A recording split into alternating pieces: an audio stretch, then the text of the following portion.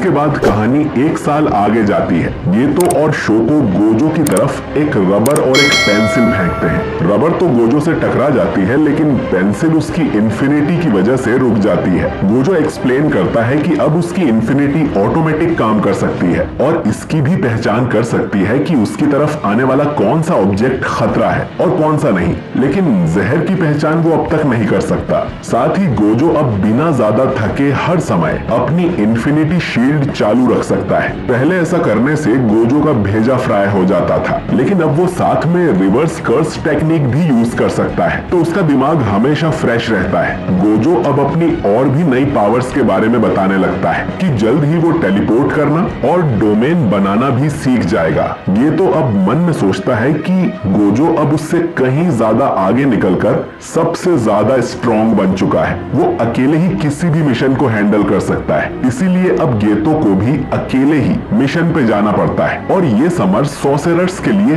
काफी बिजी था, क्योंकि कर्स्ड स्पिरिट्स की तादाद मच्छरों की तरह बढ़ती ही जा रही थी और उन्हें एब्जॉर्ब करके गेतो थक चुका था। वो बताता है कि कर्स स्पिरिट्स का स्वाद बिल्कुल ऐसा होता है मानो उल्टी में लिपटा कपड़ा निगल लिया हो। अब गेतो अपने रास्ते से भटकता जा रहा था, क्योंकि उसने इंसानों का घिनौना रूप देख लिया था। वो जुजुत्सु सॉर्सरर बना ही इसीलिए था ताकि वो नॉर्मल इंसानों की मदद कर सके, लेकिन उन फॉलोअर्स की तालियों की गूंज गेतो को अब भी सुनाई दे रही थी। शावर लेने के बाद गेतो अकेले एक कमरे में जाकर बैठ जाता है। तभी हाइबारा गेतो के पास आकर उससे बात करने लगता है और उसे बताता है कि वो एक मिशन के लिए बहुत दूर जा रहा है, तो वो उसके और गोजो के लिए कुछ खाने को जरूर लाएगा। अब गेतो उससे पूछता है कि उसे जुजुत्सु सॉर्सरर बन के कैसा लग रहा है। हाइबारा कहता है कि वो इन सब के बारे में ज्यादा नहीं सोचता, लेकिन वो खुश है कि वो अपनी पूरी कोशिश कर रहा है। गेतो उसकी बात से सहमत होता है। तभी इन दोनों के सामने एक औरत आती है और इनसे सवाल करती है कि उन्हें किस टाइप की लड़की पसंद है। गेतो उससे पूछता है कि वो कौन है। वहीं हाइबारा बताता है कि उसे ज्यादा खाने वाली लड़कियां पसंद है।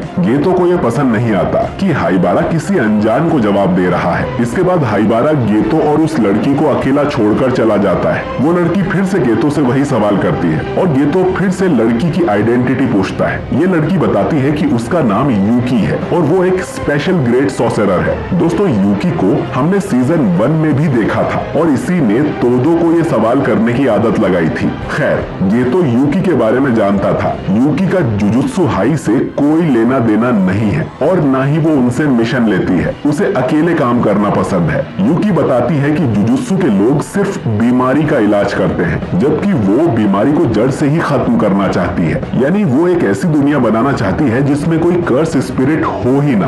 अब जैसा कि हम जानते हैं कि कर्स स्पिरिट इंसानों के नेगेटिव इमोशंस से जो एनर्जी लीक होती है उससे बनते हैं। तो ऐसी दुनिया बनाने के 2 तरीके हैं जिनमें कर्स स्पिरिट हो ही ना। पहला, कि सारे इंसानों से कर्स एनर्जी को ही खत्म कर दिया जाए, और दूसरा कि सारे इंसानों को अपनी कर्स एनर्जी कंट्रोल करना सिखा दिया जाए। यूकी को पहला तरीका ज्यादा पसंद है और उनके पास तो इसका एक एग्जाम्पल भी था, तोजी, जो दुनिया में एक लौता ऐसा इंसान था जिसके अंदर बिल्कुल भी कर्स एनर्जी नहीं थी, लेकिन हेवनली रिस्ट्रिक्शन की वजह से उसमें ताकत बहुत ज्यादा थी। वो एक सुपर ह्यूमन था जिसका कर्सेस भी कुछ नहीं बिगाड़ सकते थे। तो उससे हारने पर गेतो को ज्यादा बुरा नहीं लगना चाहिए। यूकी उसे स्टडी करना चाहती थी, लेकिन अब तो वो मर चुका। तो यूकी के पास अब दूसरा तरीका बचता है कि सभी इंसान कर्स एनर्जी को कंट्रोल करना सीख जाएं, क्योंकि जुजुत्सु सॉर्सरर्स से कभी कर्स्ड स्पिरिट पैदा नहीं हो सकते, क्योंकि उनके अंदर से नेगेटिव एनर्जी लीक ही नहीं होती, बल्कि लगातार उनकी बॉडी में सर्कुलेट होती रहती है। हाँ, लेकिन कोई जुजुत्सु सॉर्सरर मरने के बाद कर्स बन जाए तो अलग बात है, जैसे सुकूना। तो आसान शब्दों में कहा जाए तो अगर सारे इंसान जुजुत्सु सॉर्सरर बन जाएं तो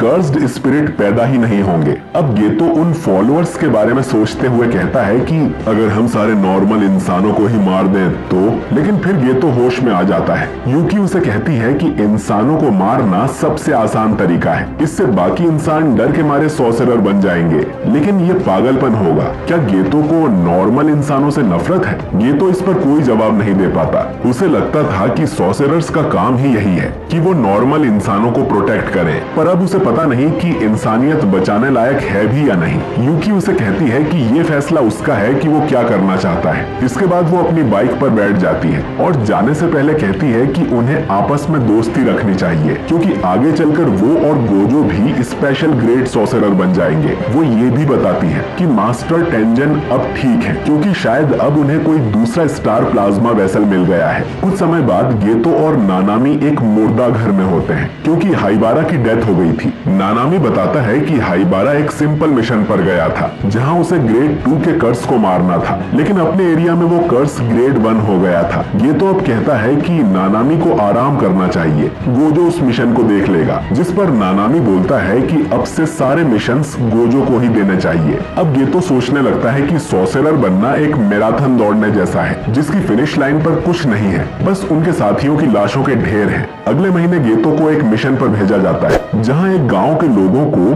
कोई कर्स्ड स्पिरिट मारते जा रहा था। गेतो उस कर्स स्पिरिट को खत्म कर देता है, लेकिन फिर उसे 2 छोटी लड़कियां मिलती हैं, जिन्हें पीटकर एक जेल में बंद किया हुआ था। असल में ये दोनों लड़कियां सॉर्सरर्स थीं। गेतो उन लोगों को बताने की कोशिश करता है कि विलेज में हुए हादसों में उनका कोई हाथ नहीं है, लेकिन वो लोग उसकी नहीं सुनते और उन लड़कियों को मॉन्स्टर बुलाने लगते हैं और ये भी कहते हैं कि इन्हें तो पैदा होते ही मर जाना चाहिए था। अब गेतो का पूरा दिमाग खराब हो जाता है और वो अपनी ट्रू फीलिंग को अपनाकर फैसला कर लेता है। इसके बाद गेतो अपने एक कर्स को निकालकर उन सभी गांव वालों का मर्डर कर देता है। वो पूरे 122 लोगों को मारकर वहां से चला जाता है। कुछ समय बाद ये पता चल जाता है कि ये सभी लोग गेतो के कर्स मैनिपुलेशन टेक्निक से मरे हैं, जिसके लिए गेतो को मौत की सजा सुनाई जाती है। टीचर यागा ये न्यूज गोजो को देते हैं और दोनों में से कोई भी इस पर यकीन नहीं कर पाता कि उनका दोस्त इतना घिनौना काम भी कर सकता है। गेतो ने अपना खुद का विलेज भी नहीं छोड़ा था और उसने अपने पेरेंट्स तक को भी मार दिया था, जो सुनकर गोजो को बिल्कुल भी अच्छा नहीं लगता। इसके कुछ टाइम बाद ही शोको की मुलाकात गेतो से हो जाती है। वो दोनों काफी नॉर्मल तरह से बात करते हैं। शोको गेतो से पूछती है कि उसने ये सब क्यों किया, जिस पर गेतो बताता है कि वो ऐसी दुनिया बनाना चाहता है जिसमें सिर्फ जुजुत्सु सॉर्सरर्स हो